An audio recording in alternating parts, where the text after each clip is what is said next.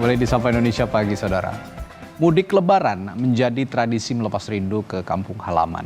Tahun ini, Menteri Perhubungan memprediksi jumlah pemudik meningkat hingga mencapai 193 juta pemudik. Lalu bagaimana agar mudik Lebaran tetap aman dan selamat hingga sampai tujuan? Kami hadirkan perbincangannya pagi hari ini di Sapa Indonesia Pagi. Ada juru bicara Kementerian Perhubungan Adita Irawati dan juru bicara Kementerian Kesehatan yang bergabung melalui sambungan Zoom, Pak Muhammad Syahril. Selamat pagi, Bu Adita, Pak Syahril. Ya, selamat pagi. Selamat pagi, Salam sehat. Mas Ya, Radi, Pak di Syahril. studio juga sudah ada pengamat transportasi Joko Setiawarno. Selamat pagi, Pak Joko. Selamat pagi, Mas. Ya, saya ke Bu Adita dulu nih yang sekarang lagi sibuk-sibuknya nih memantau arus mudik. Sejauh ini evaluasi sementara pantauan mudik apa saja yang bisa dilihat, Bu Adita? Ya Mas Radi, memang prediksi pergerakan 193 juta itu atau meningkat lebih dari 56% dari tahun lalu, sepertinya memang itu terjadi ya. Setidaknya kalau kita lihat potret yang ada di jalan tol, kemudian juga di Pelabuhan Merak, itu peningkatannya memang rata-rata lebih dari 60%. Khususnya yang ke arah Merak ya, kami mendapatkan data itu hampir 65% yang akan melakukan penyeberangan. Sementara untuk di jalan tol sampai hari ini sudah ada 1 juta kendaraan yang keluar dari Jabodetabek. Dan juga ada yang ke arah barat itu juga sudah ratusan ribu. Jadi rasanya memang angka yang begitu tinggi itu memang terjadi. Belum kita bicara di luar Jawa ya, yang juga pasti pergerakannya sangat tinggi. Dengan kondisi itu memang banyak tantangan yang dihadapi oleh pemerintah khususnya ya. Apalagi kita membicarakan Merak sampai kemarin memang masih padat, tetapi alhamdulillah hari ini kami mendapatkan kabar sudah terurai dan sudah mulai lebih berjalan gitu ya, alur kendaraan yang akan menyeberang. Banyak tantangan dan hal-hal yang mungkin perlu menjadi evaluasi kami Mas ya, terutama bagaimana manajemen dari kepadatan dan juga bagaimana kita kolaborasi dan koordinasi lebih harus ditingkatkan lagi dengan semua stakeholders. Tapi umumnya sampai dengan H-2 hari ini rasanya kami masih bisa memberikan layanan yang cukup baik ya kepada masyarakat. Ada kepadatan, ada kemacetan, tetapi turun tangan langsung pemerintah dan bisa langsung mengurai. Jadi kami juga dalam kesempatan ini terima kasih juga kepada masyarakat ya yang sudah bekerja sama. Karena ini memang perlu kerjasama semua pihak, nggak bisa kami di pemerintahan saja gitu. Overall seperti itu Mas, untuk sektor lain penerbangan, laut, kereta api juga berjalan cukup lancar. Tidak ada laporan yang terlalu berarti ya, signifikan kondisi-kondisi di lapangan. Jadi insya Allah ini berlangsung terus nanti sampai arus balik. Ya, Bu Adita khusus untuk Pelabuhan Merak ini Pak Menteri Perhubungan Pak Budi Karya Sumadi sampai harus meminta maaf begitu. Ini dengan kepadatan yang luar biasa ini, apa ini sebelumnya tidak terprediksi? Dengan kepadatan yang luar biasa di Pelabuhan Merak penumpang yang akan menyeberang? Ya, prediksi peningkatan ada ya? Tapi memang angkanya ternyata kan lebih dari angka survei ya Mas ya, sampai 65%. Di survei kita prediksi angkanya 56%-an naiknya. Di samping itu juga ya masih harus kami sampaikan ada sebagian anggota masyarakat ini yang tidak mematuhi himbauan ya untuk melakukan pembelian secara online atau digital. Jadi datang langsung ke pelabuhan, memaksakan diri untuk berangkat tanpa memegang tiket. Ini juga menyumbang kepadatan yang cukup besar ya, dalam arti mereka akhirnya menunggu di pelabuhan, bahkan ikut mengantri di jalan tol menuju ke pelabuhan. Sementara sebenarnya belum tahu jadwalnya mau berangkat kapan karena belum punya tiket gitu. Dan itu akhirnya di pelabuhan juga jadi ikut menyumbang ke penumpukan ya pasti. Jadi nggak hanya kayak di jalan tol begitu ya, ada kartu elektronik yang belum terisi, ini sama juga di pelabuhan juga belum punya tiket sudah datang akhirnya menumpuk, itu ya akan jadi kendala kira-kira. Ya, saya ke Pak Syahril nih. Pak Syahril, kalau kita lihat pemudik tahun ini luar biasa. Diprediksi 193 juta pergerakan manusia begitu ya dalam arus mudik. Ini Kementerian Kesehatan pada mudik tahun ini kesiapannya untuk mereka-mereka yang kelelahan lalu juga dalam perjalanan mudik ini sakit, sudah menyiapkan apa saja seperti rumah sakit ataupun titik-titik posko kesehatan dan tenaga kesehatan, sudah persiapannya sudah matang ya Pak Syahril? Ya, alhamdulillah. Jadi memang kita sejak pandemi dicabut ya, Juni 2023, tahun ini merupakan mudik lebaran yang kembali sebelum COVID, Mas ya. Iya, betul. Jadi 190 juta itu sangat luar biasa, walaupun beberapa akses jalan sudah diperlebar.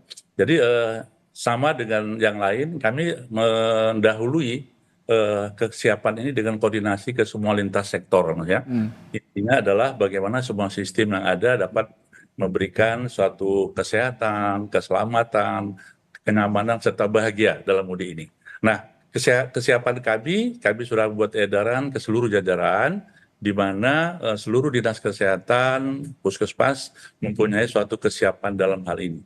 Nah, kami juga memberikan kesiapan dalam edukasi, promosi, dan bagaimana memberikan informasi kepada seluruh masyarakat yang akan mudik, itu melalui link Ayo Sehat, kemenkes.go.id yang semua bisa diakses di sana, informasi dan edukasi. Nah, khusus kesiapan secara nyata di lapangan, kami bekerja sama dengan Dinas Kesehatan, TNI Polri, ada 1.569 pos kesehatan, Mas, seluruh Indonesia dan 38 provinsi ya. Kemudian puskesmas ada 10.100 kita siapkan, rumah sakit 3.186. Dan yang menarik untuk posko pelayanan kesehatan ini, kami menyiapkan 7 kali 24 jam, mulai tanggal 4 sampai 16 April ya, di mana kita bagi dengan 3 shift ya, ada perawat, ada dokter, ambulan, dan lengkap. Bahkan di sana kita menyiapkan untuk pelayanan kesehatan tradisional, berupa akupressure dan massage, Pak ya. Dan tentu saja satu lagi yang penting, kita menyiapkan mitigasi risiko, Mas ya, apabila terjadi hal-hal yang tidak kita inginkan atau semacam kejadian luar biasa ya. Kita menyiapkan sistemnya agar kita siap semuanya gitu. Ya, tapi juga tidak hanya masyarakat dan petugas juga harus diperhatikan ya Pak ya. Banyak juga yang kelelahan, yang potensi sakit begitu saat bertugas pada saat mudik, yang menyalurkan banyak sekali lalu lintas manusia di tahun ini. Lalu kalau untuk berbicara potensi penyakit Pak Syahril yang harus diwaspadai pada para pemudik untuk musim mudik tahun ini apa saja? Sepertinya juga ini musim penghujan belum benar-benar berakhir di beberapa daerah. Betul, karena padatnya atau banyaknya masyarakat yang terjadi migrasi ini, maka infeksi saluran nafas itu utama ya, harus diperhatikan, batuk pilek gitu ya. Kemudian juga infeksi saluran cerna, mungkin makannya, pola makan yang tidak teratur, dan harus diingat penting ya, ada masyarakat yang punya penyakit yang bisa kambuh dengan kelelahan atau mungkin polusi udara, contohnya penyakit asma ya. Dan juga perlu diperhatikan kelelahan khusus bagi pengemudi ini menjadi pokok ya, jangan sampai karena kelelahan tidak istirahat sehingga membawa kecelakaan bagi penumpang yang lain. Dan tentu saja ya, karena ini perjalanan, gangguan kesehatan perjalanan seperti mual ya, kemudian juga stres saat kemacetan terutama, dan juga perlu kehati-hatian agar kecelakaan lalu lintas dapat kita antisipasi, Mas. Ini beberapa penyakit yang kemungkinan terjadi pada saat mudik bareng ini atau mudik lebaran ini, Mas. Ya, oke. Saya ke Pak Joko. Pak, sejauh ini yang Anda bisa lihat catatan apa saja dalam musim mudik tahun ini, arus mudik yang sudah berjalan beberapa hari belakang ini, terutama sepertinya benar-benar puncaknya ini Sabtu Minggu kemarin dan terjadi ini. Apa yang bisa Anda catat dari arus mudik tahun ini? Kalau dari potensi hasil survei, potensi mudik itu ada peningkatan 50% lebih lah. Ya.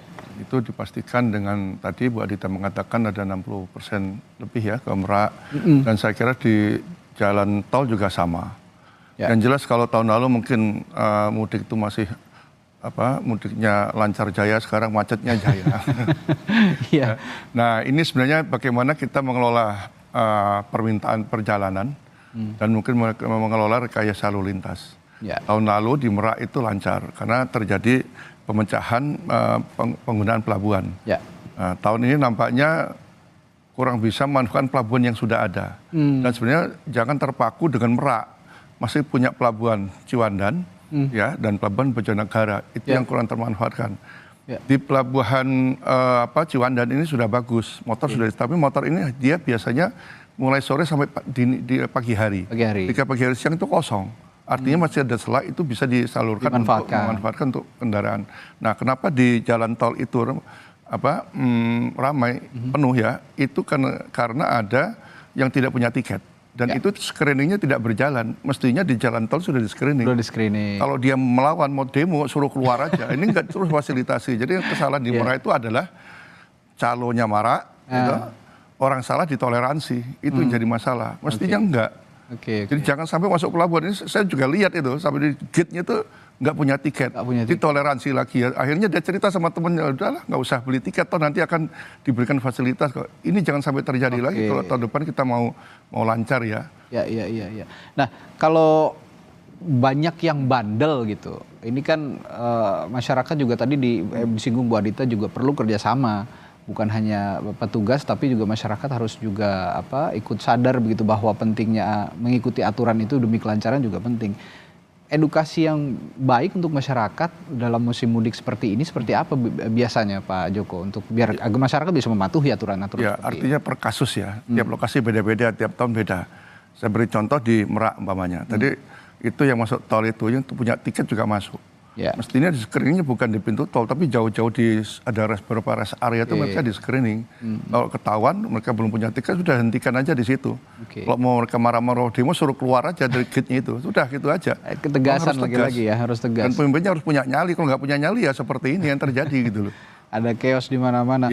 Bu Adita, kalau kita lihat ketegasan petugas juga perlu kata Pak Joko agar supaya masyarakat yang bandel ini juga nggak punya tiket, nggak ngeyel dan juga tidak merugikan para pemudik yang lain yang sudah benar-benar mengikuti aturan dan punya tiket gitu misalnya untuk contoh kasus di Pelabuhan Merak. Bagaimana Bu Adita?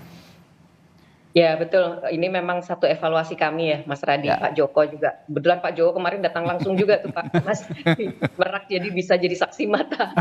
Iya, memang faktanya demikian ya. Jadi masih ada ya penumpang juga tetap berkeras, ada oknum petugas juga masih tetap memberikan peluang gitu ya. Nah ini yang kami bersama stakeholders khususnya pihak kepolisian dan juga operator pelabuhan, ini kami juga sepakat kita harus lebih tegas law enforcement jika ada pelanggaran-pelanggaran seperti itu khususnya untuk oknum ya. Untuk masyarakat memang sebenarnya edukasinya itu Mas sudah dimulai berbulan-bulan lalu. Saya tahu betul pihak operator itu menghimbau kepada penumpang untuk membeli tiket bahkan sudah dibuka sejak 40 hari. Dan semua sudah diumumkan H-1 paling lambat sudah pegang tiket, belinya online. Tapi ya kembali lagi ya, mungkin bisa saja ada yang mungkin belum menerima sosialisasi itu atau yang memang masih tetap coba-coba gitu. Jadi sekali lagi itu pasti jadi evaluasi kami dan kemarin juga Pak Menhub sudah menegaskan semua petugas harus tegas gitu ya. Persis seperti yang masukan Pak Joko tadi. Screening juga dilakukan lebih awal lagi. Jangan terlalu dekat di kilometer-kilometer mendekati pelabuhan. Jadi ya ini mudah-mudahan mengurai dan kami lihat cukup efektif Mas. Karena juga sejak tadi malam itu sudah mulai sejak 6:30 malam itu antrian di tol juga sudah mengurai. Memang di pelabuhan masih padat karena mengantri masuk kapal ya. Mudah-mudahan pagi ini sudah jauh lebih baik. Kalau untuk khusus untuk pelabuhan ini apakah hanya di Merak saja yang penumpukannya luar biasa atau ada di bagian lain atau di daerah lain seperti misalnya untuk Indonesia Timur saya juga beberapa kali melihat pada mudik-mudik sebelumnya juga ada titik-titik penumpukan yang luar biasa. Apakah ini juga akan terjadi kira-kira di daerah lain Bu Adita? Ya, memang pasti padatnya sama ya, bervariasi di masing-masing tempat. Tetapi uniknya Merak ini kan karena akses ke sana melalui jalan tol ya Mas ya. Iya, betul. Dan penyeberangannya adalah mobil umumnya atau kendaraan truk yang diperbolehkan. Jadi agak berbeda dampaknya karena dampaknya akhirnya terjadi juga antrian di jalan tol. Di pelabuhan-pelabuhan lain relatif tidak sama. Di Ketapang di Ketapang ini juga arteri kan masuk ke sana dari Banyuwangi menuju ke Bali. Jadi agak berbeda case-nya. Kalaupun terjadi penumpukan biasanya lebih banyak di pelabuhan atau di jalan arteri, tapi memang case-nya tidak sepadat Merak. Nah, yang kita identifikasi cukup ramai ini kemarin sebenarnya di Kalianget di Madura. Itu lumayan padat Mas ya, karena kan Madura ini juga kepulauan ya, ada pulau-pulau kecil di mana orang Madura atau Jawa Timur kembali ke pulau-pulau kecil ini. Jadi memang di situ cukup padat dan lumayan juga harus kita atasi secepatnya. di Makassar juga, dan juga di beberapa di Kalimantan. Tetapi alhamdulillah semuanya lancar, meskipun terjadi kepadatan tapi bisa segera diurai, dan sampai saat ini kami belum mendapatkan laporan terkait adanya insiden atau mudah-mudahan tidak terjadi juga. Mudah-mudahan tidak terjadi. Insya Allah lancar. Ya. Oke, ke Pak Syahril lagi. Pak, kalau menghadapi musim mudik yang seperti sekarang, ini kan kembali seperti Bapak bilang tadi sebelum pandemi COVID-19 ya, sudah normal dan pergerakan manusianya sudah banyak, jalur kendaraannya juga semakin banyak, tapi juga kendaraannya juga yang diproduksi, yang lalu lalang juga semakin banyak gitu. Nah ini potensi kelelahan pasti akan terjadi seperti yang kita bahas tadi. Tapi untuk para pemudik, apa yang bisa dijadikan saran bagi para pemudik kita sebelum dan saat atau seusai perjalanan mudik dilakukan, Pak Syahril? Ya, terima kasih. Ya. Memang kita harus membuat satu sasaran yang akan kita tuju. Yang pertama kita kepada para pengemudi, Mas ya. Baik itu pengemudi yang membawa mobil sendiri atau pengemudi untuk angkutan umum. Ini yang pertama kali, yang pokok ya. Diyakinkan pengemudi ini betul-betul sehat fisik dan mental. Nanti saya akan kasihkan informasi bagaimana Kementerian Kesehatan untuk memberikan suatu screening bagi pengemudi angkutan umum.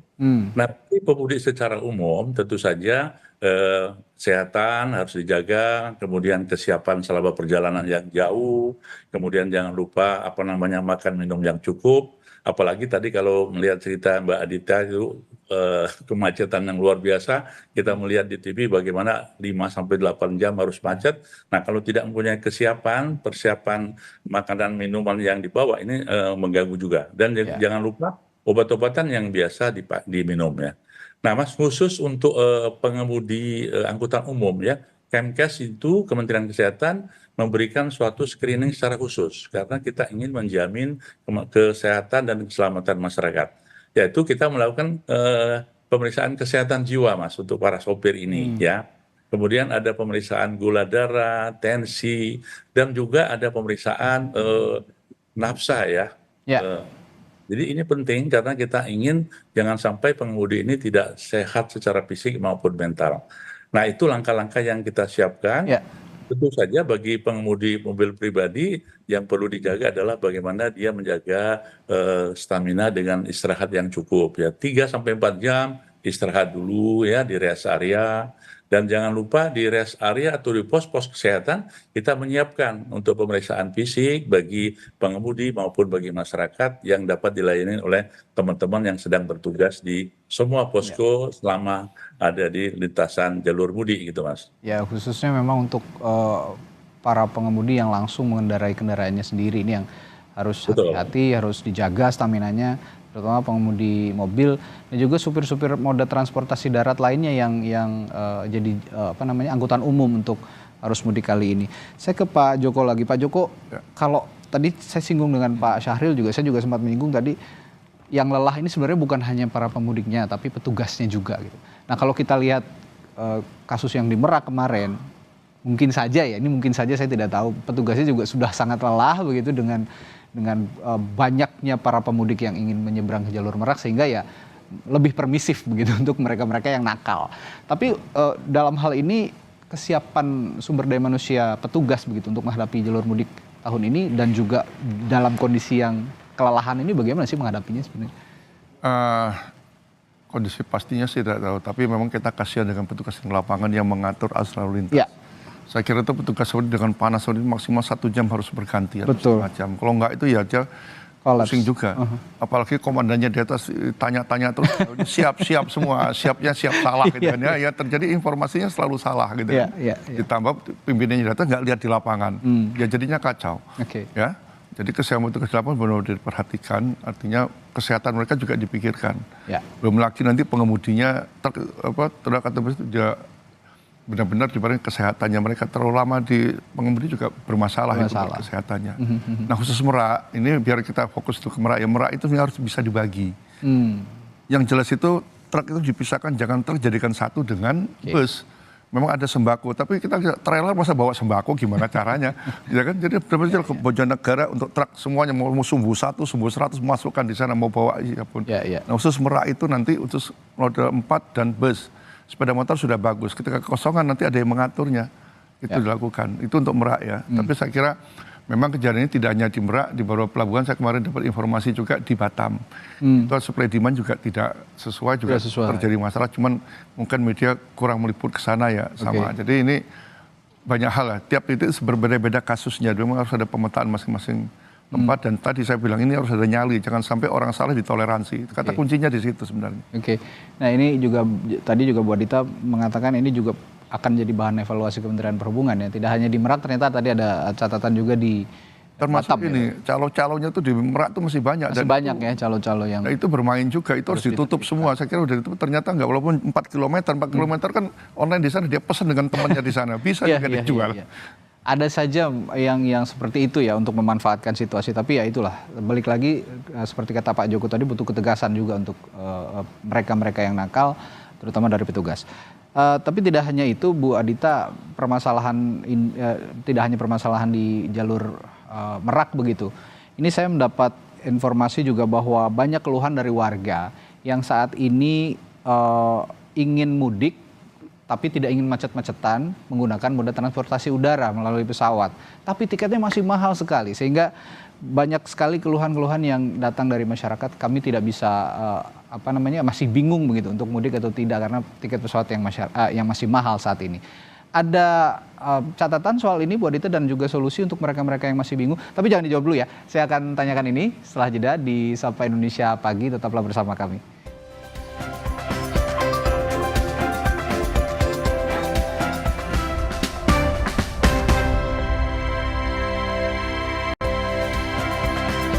Mulai di Sapa Indonesia Pagi masih membahas arus mudik dan moda-moda transportasi yang bisa digunakan untuk para pemudik bisa kembali ke kampung halaman.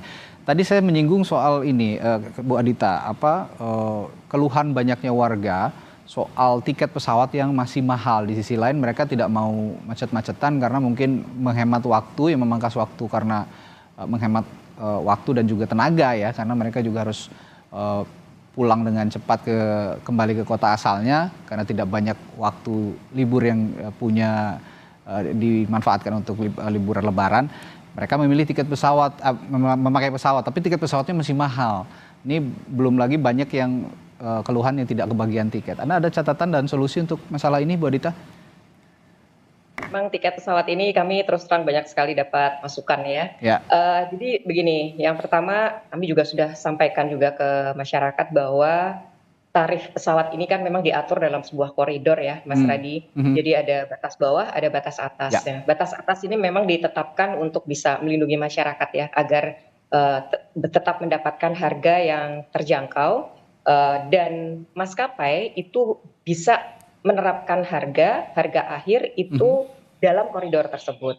Nah, karena ada koridor, maka ketika supply dan demand-nya itu tidak berimbang, antara supply lebih kecil daripada demand, ya ini memang otomatis akan terjadi peningkatan harga, ya. Dan peningkatan harga ini memang masih diperbolehkan selama dalam koridor tadi. Nah, yang terjadi di mudik, dan itu setiap tahun selalu seperti itu, Mas, ketika demand naik sangat tinggi. Sementara supply pesawat, kami harus sampaikan itu tidak bertambah dari tahun lalu. Karena memang masih banyak sekali permasalahan di dunia aviasi, tidak hanya di Indonesia ya, tapi di seluruh dunia. Itu terkait dengan keterbatasan pesawat dan juga suku cadang yang membuat pesawat banyak harus di maintenance atau masuk bengkel gitu.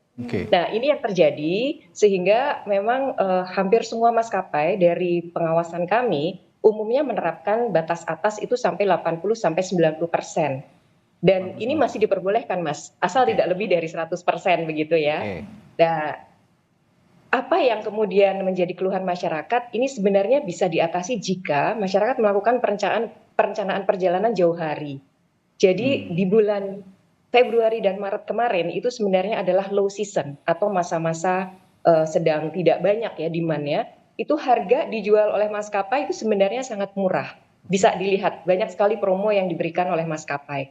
Mendekati April otomatis memang kemudian akan naik karena ini sudah masuk high season. Nah jadi mengapa juga menjadi tinggi Mas, ini juga perlu diperhatikan juga bahwa pesawat ini berangkat itu kan akan kembali ke kota asalnya. Nah, ketika kembali dalam masa mudik ini biasanya kosong, Mas. Kosong. Sehingga nih beban operasional dari maskapai memang jadi meningkat memang ya. sering terjadi begitu. Gitu. Ini maskapai juga sekarang banyak sekali promo untuk mudik ke Jakarta istilahnya. Karena ini upaya untuk supaya ketika kembali muatannya itu tetap bisa cukup baik lah ya. Karena kalau tidak memang operasionalnya akan sangat sulit gitu. Nah, ini yang menjadi pengawasan kami dan sampai saat ini meskipun banyak keluhan ya Mas, kami sudah inspeksi dan sudah melakukan kajian, belum ada pelanggaran terhadap tarif batas atas tersebut. Oke. Ya, itu. Dan yang ada memang semua naruh di harga paling atas dan kami tentu tidak bisa melarang ya karena memang masih dalam koridor. Ya. Gitu. Dan ya kami himbau adalah tadi kalau untuk pesawat yang jalurnya kembali ke kota asal, berilah promo yang setinggi-tingginya gitu ya. Karena juga ternyata banyak loh orang yang dari Jawa Barat, Jawa Timur atau dari luar Jawa masuk ke Jakarta. Itu akan bisa menikmati harga yang pasti jauh lebih murah, Mas. Jauh lebih murah. Karena ini tadi ya ini adalah hukum ekonomi sebenarnya dan selama tidak ada pelanggaran ketentuan kami masih bisa membolehkan. Nah, lalu untuk opsi-opsi tadi sudah disinggung juga oleh Pak Joko, memang kalau di luar Jawa itu umumnya kan tidak punya pilihan ya Mas. Tiket pesawat memang mahal karena tadi faktor-faktor yang saya sampaikan. Ya sekarang sepertinya mulai banyak beralih ke kapal laut. Jadi mereka menggunakan kapal laut dengan waktu perjalanan yang mungkin ya pastinya akan lebih panjang, tetapi setidaknya lebih terjangkau dan tetap bisa pulang ya dengan perencanaan perjalanan yang lebih baik gitu. Jadi sampai ke kampung halaman juga tepat waktu karena pembelian tiketnya juga sudah dilakukan jauh hari. Demikian Mas, jadi ini memang faktanya demikian ya terkait dengan dunia penerbangan. Tapi kalau untuk TBA, untuk tarif batas atas, ini kan tadi ditetapkan 80-90 ya Bu Dita. Ini memang sudah, pertanyaannya begini, pertimbangannya apa dengan angka segitu? Karena memang keluhannya kok tarif batas atasnya sangat tinggi begitu kira-kira. Ya, tarif batas atas ini atau koridor tarif batas bawah batas atas itu sudah berdasarkan penghitungan Mas ya, dengan berbagai komponen terkait tentunya adalah biaya-biaya yang timbul karena maskapai melaksanakan operasionalisasi penerbangan. Komponen terbesar itu adalah aftur dan biaya sewa pesawat. Itu mungkin lebih dari 60-70% komponen biaya untuk penerbangan itu berasal dari dua hal tersebut Mas. Baru yang lain-lain ya terkait dengan operasional dan sebagainya. Nah, yang perlu juga masyarakat pahami, harga akhir yang mereka lihat di aplikasi atau yang dikeluarkan oleh maskapai itu bukan tarif batas atas, Mas. Karena masih ada komponen pajak, ada komponen surcharge, ada komponen airport tax, yang itu mungkin bisa mencapai katakanlah kalau dari 1,5 juta tarif batas atasnya bisa bertambah 300 sampai 400 ribu lagi, tergantung dari bandara mana dia berangkat, gitu. Karena itu masing-masing bandara punya airport tax yang berbeda-beda. Jadi ini masih ada komponen lain nih selain tarif batas atas. Jadi ini juga mohon masyarakat juga bisa lebih mencermati hal ini. Jadi memang agak sulit ya untuk mengubah hal itu karena memang sudah ada hitung-hitungannya tersendiri seperti yang Bu Adita bilang. Tapi saya ke Pak Joko dulu sebelum ke Pak Syahril tadi. Kalau berbicara opsi tadi Bu Adita sudah menyinggung soal masalah pelabuhan juga banyak yang moda transportasi laut juga banyak yang dibuka. Anda punya catatan lain selain pelabuhan untuk menjadi opsi-opsi tertentu?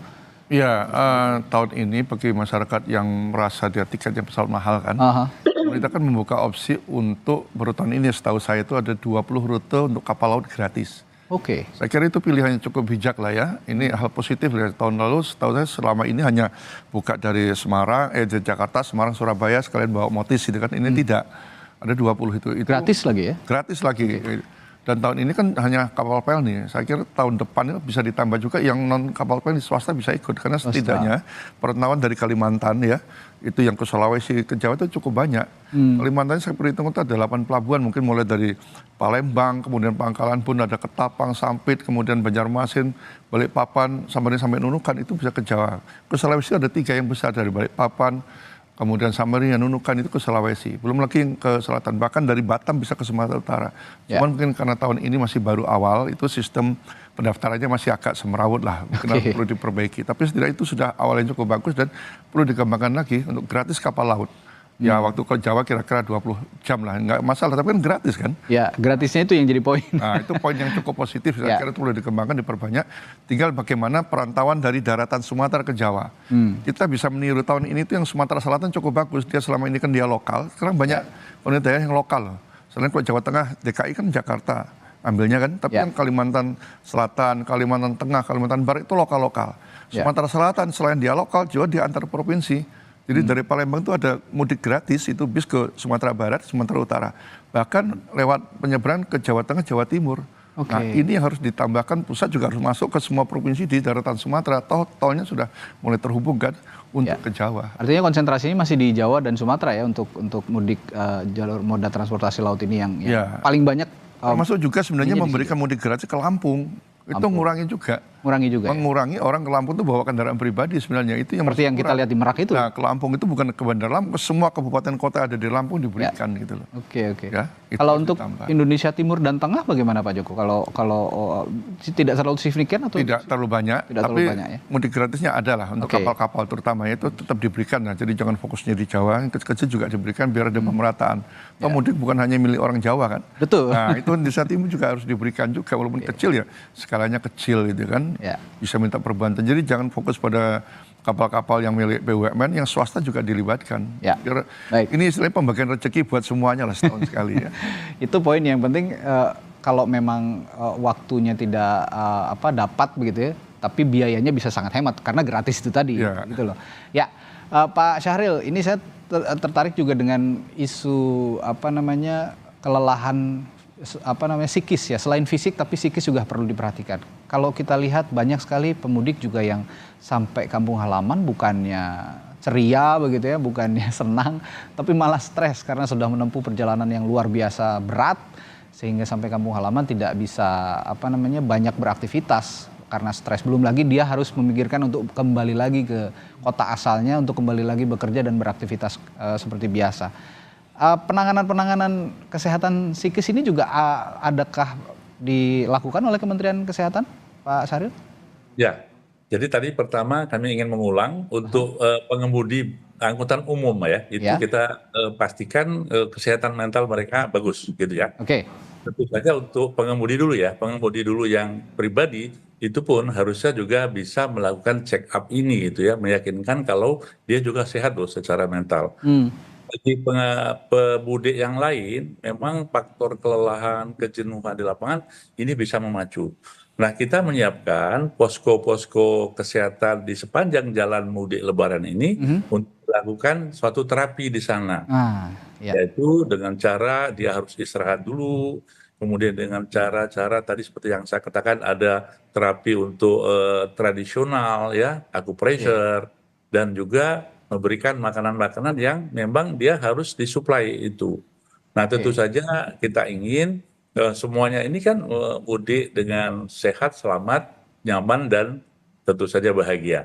Nah kami sampaikan kepada Bapak Ibu sekalian, tadi kalau ditanya bagaimana tentang petugas, jadi insya Allah kalau petugas baik dokter, perawat maupun tenaga kesehatan yang lain, itu kita udah diatur bergiliran Mas, dengan shift. Nah, karena di beberapa kabupaten itu sangat cukup ya tenaga kesehatan diatur oleh Dinas Kesehatan. Terima kasih kepada Dinas Kesehatan, pemerintah daerah yang mengatur ini. Dan tentu saja kita insya Allah kalau petugas mungkin lebih bisa untuk mengatur kesehatan masing-masing gitu ya. Ya, saya memang selalu salut kepada semua orang yang terlibat aktivitas mudik, maupun dari mulai masyarakatnya, petugasnya yang mengatur lalu lintas, mengatur juga lalu lintas orang yang ingin mudik maupun juga kendaraan. Ini perlu tenaga yang luar biasa, perlu perjuangan yang luar biasa, tapi tetap endingnya akhirnya kita akan bersama-sama berbahagia di kampung halaman, berkumpul bersama keluarga. Dan kita doakan bersama mudik tahun ini lancar, tidak ada sesuatu yang berarti begitu ya, sehingga semua masyarakat bisa kembali ke kota asalnya juga nanti untuk arus balik dengan selamat.